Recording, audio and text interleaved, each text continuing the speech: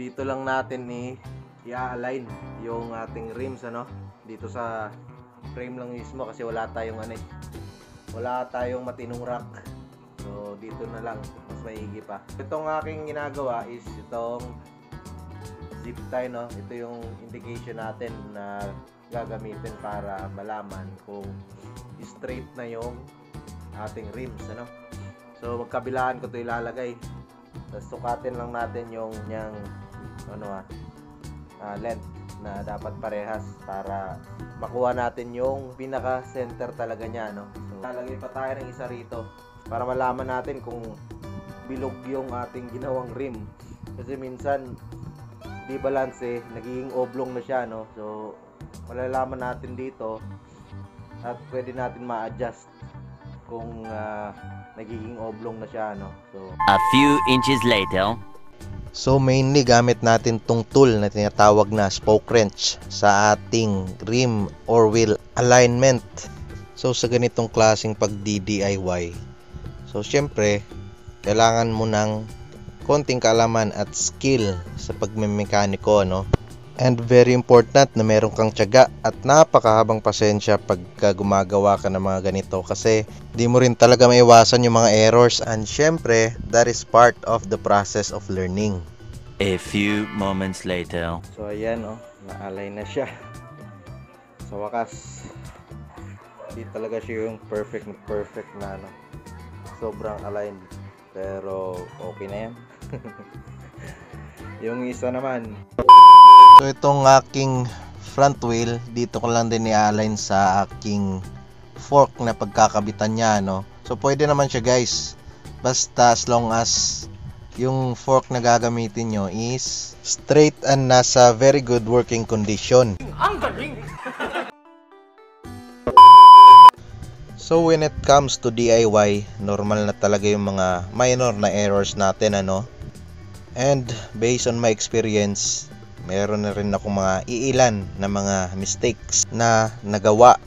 And okay lang naman, normal naman yung mga yun. Ang importante is, natuto tayo sa mga pagkakamali na yun. Kaya imekas-mekas mo na yung insa na yan. At lagyan na yan ng salt, pepper and butter. What?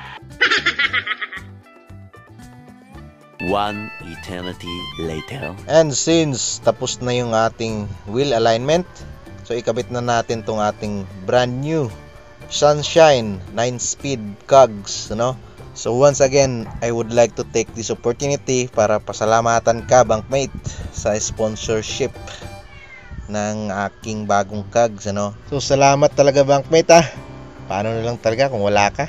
Salamat Shopee.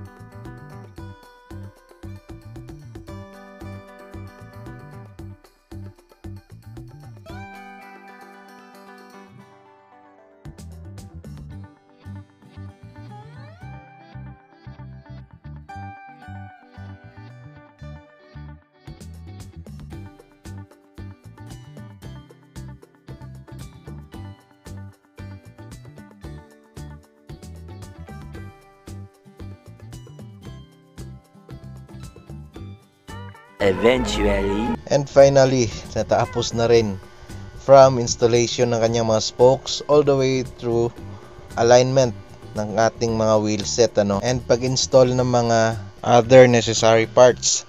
So yung kulang na lang nito is yung pagkabit natin ng chain And for my next upload, ipapakita ko sa inyo yung mga paraan sa pagkuha ng tamang length para sa chain or kadena na inyong mga bike. Stay tuned lang mga kabikeries for more bike related videos.